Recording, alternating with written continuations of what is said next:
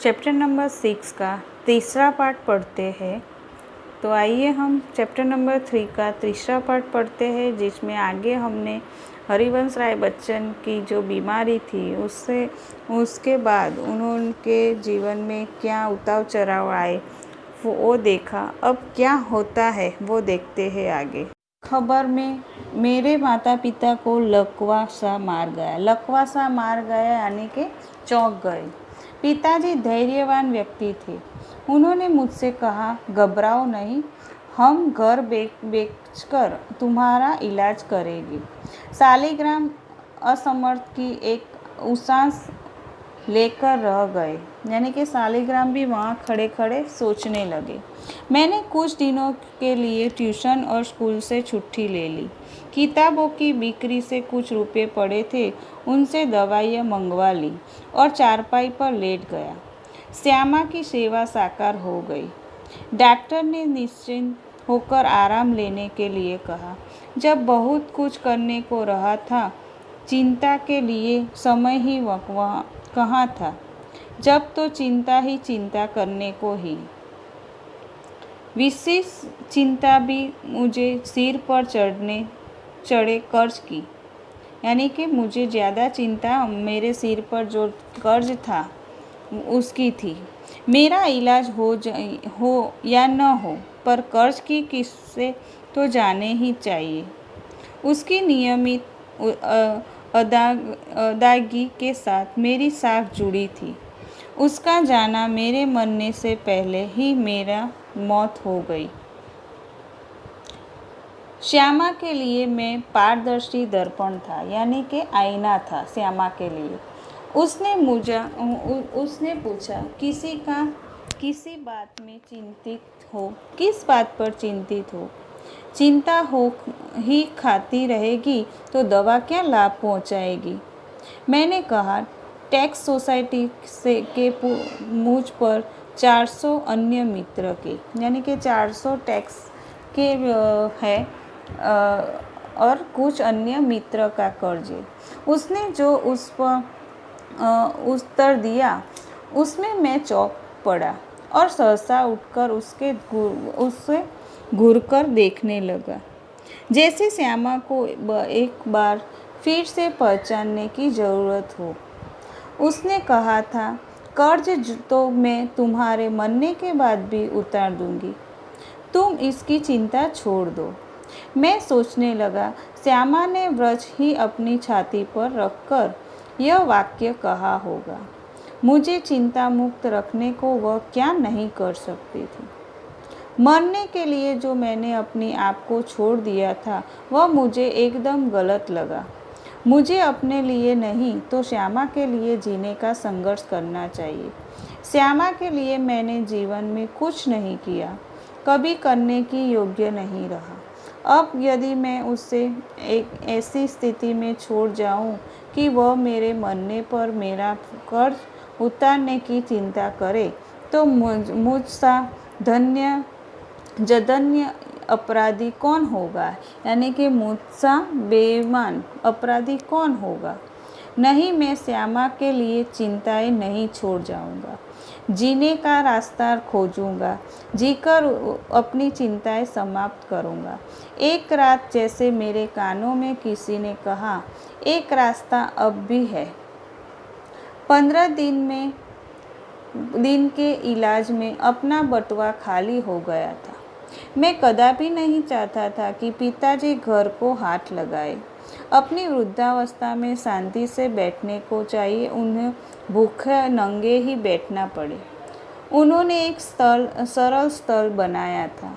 मैं उससे उन्हें वंचित करने का कारण नहीं बनना चाहता था, पर यह भी नियति का एक व्यंगत है कि मेरे पिता माता दोनों में से किसी को अपनी छत के नीचे अपनी अंतिम श्वास छोड़ने का योग नहीं बना था।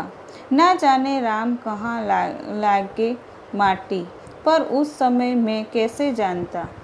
और एक दिन मुझे वह रास्ता दिखाई दिया जिस पर अपने बल पर चलकर मैं अपनी चिंताएं समाप्त कर सकता था। किसी के लिए, विशेषकर श्यामाने के लिए मैं कोई चिंताएं नहीं छोड़ूंगा। इस संकल्प ने मुझे दृष्टि भी दी, बल भी दिया। मैंने डॉक्टर BK मुखर्जी के पास जाकर कहा, डॉक्टर साहब, आपका इलाज बहुत महंगा है। मेरा पास आपके इलाज के लिए पैसे नहीं हैं। इसके पूर्व कि मैं कुछ और कहूँ, यानी कि इसके पहले कि मैं कुछ पूछूं, उन्होंने अपने बदनाम मुंहफुट स्वभाव से कहा। बदनाम मुंहफुट यानी कि उनका स्वभाव बहुत बुरा था। पैसे नहीं हैं तो जाओ मरो। मुझे जीवन में चुनौती से ही बल मिलता है। यदि मुझे 100 बरस जीने का आशीर्वाद भी देते तो शायद जीने के लिए संघर्ष करने का मुझसे इतना बल न आता जितना मैंने उनके जाओ समरो शब्द से संचय किया। यानी कि મારામાં એટલું બળ ના આવે કે મને એમને 100 વર્ષ જીવવાની આશા આપી હોત તો, પણ એમનો જે આ શબ્દ છે એનાથી મને જીવવાની વધારે પેલી આતુરતા થઈ। लड़कपन में मेरे पड़ोसी बाबू मुक्ता प्रसाद ने लुई कुने के पानी के इलाज से मुझे परिचित करवाया। यानी कि बचपन में मेरे जो पड़ोसी थे बाबू मुक्ता प्रसाद, उन्होंने लुई कुने में पानी के इलाज में, यानी कि लुई कुने की पानी, यानी कि लुई कुना एक जो TB जैसा ही एक रोग है, उसमें उसके इलाज से कैसे किया जाता है वो बताया था। मेरी ऐसी बीमारी के लिए ठंडे पानी के टब में बैठकर स्टीच बाथ लेने का विधान था। एलोपैथिक में क्षय के रोगी को दूध, घी, मक्खन, अंडा अधिक से अधिक दिया जाता था। कुने के इलाज में चीखना मना था। सिर्फ कच्ची सब्जियां, फल, भीगे चने, गेहूँ आदि पर रहना था। न दवा पर कुछ खर्च, न खुराक पर कुछ खर्च। यही इलाज तो मेरे स्थिति के अनुकूल था और काम काज साधारण किए जाना था। मैंने BK मुखर्जी का नुस्खा फाड़ डाला और कुने के अनुसार स्टीच बात आरंभ किया। तदनुसार खुराक आदि रखी। स्कूल भी जाने लगा। केवल रात वाली ट्यूशन छोड़ दी। उसका मुआवजा एक तरह से किताबों की बिक्री से मिल जाता। श्यामा ने मेरा विरोध न किया। जीवन भर मैं जिस रास्ते पर भी चला उसने सविस्त पंथा, यानी कि हमेशा मेरा साथ दिया, हमेशा मेरे पीछे ही रही है, कहा और मेरे पीछे चली। मेरी शांत चिकित्सा के संबंध में भी वह प्रतिदिन अपनी सेवा सहयोग देती रही। सबसे अधिक अपने इच्छा बल से उसने मुझे अपने रास्ते पर न ठहरने, न पीछे फिरने दिया। राह पकड़ तू एक चला चल, पाए जाए मधुशाला। लेकिन अपने उडिंग इच्छा बल से उसने जो सबसे बड़ा सहयोग दिया और जो सबसे बड़ा चमत्कार किया वह यह था कि जितने दिन मेरे इलाज चलता रहा उसने अपने सारे रोगों को जैसे कील दिया और उंगली दुखने की भी शिकायत नहीं की। शायद उसके प्रति इस निश्चिंतता के मुझे अपने रोग से लड़ने का जितना बल दिया उतना किसी चीज़ ने नहीं। इस आत्मनिर्णय इच्छा बल हठ योग की समझ में नहीं आता, उससे क्या नाम दूँ। बड़ी महंगी कीमती उसे चुकानी पड़ी। अपने क्षय जवर से पूर्णतया मुक्त हो जिस दिन मैंने सामान्य भोजन किया, यानी कि हरिवंश राय बच्चन जब जवर और क्षय जैसी बीमारी से पूर्ण मुक्त हो गए और सामान्य भोजन करने लगे, तब 15 अप्रैल 1936 को ठीक उसी दिन वह चारपाई पर और फिर न उठी। तब 15 अप्रैल 1936 में श्यामा चारपाई पर पड़ी और कभी उठी नहीं।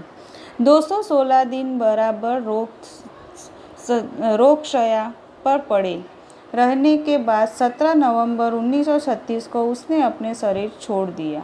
यानी श्यामा 216 दिन वो बेड पर पड़ी रही, यानी कि रोग के बेड पर पड़ी रही, और 17 नवंबर 1936 को उसकी मृत्यु हो गई। श्यामा के और अपने विवाहित जीवन के अंतिम 18 महीने में मुझे और उसे दोनों को मौत के साथ संघर्ष करना पड़ा।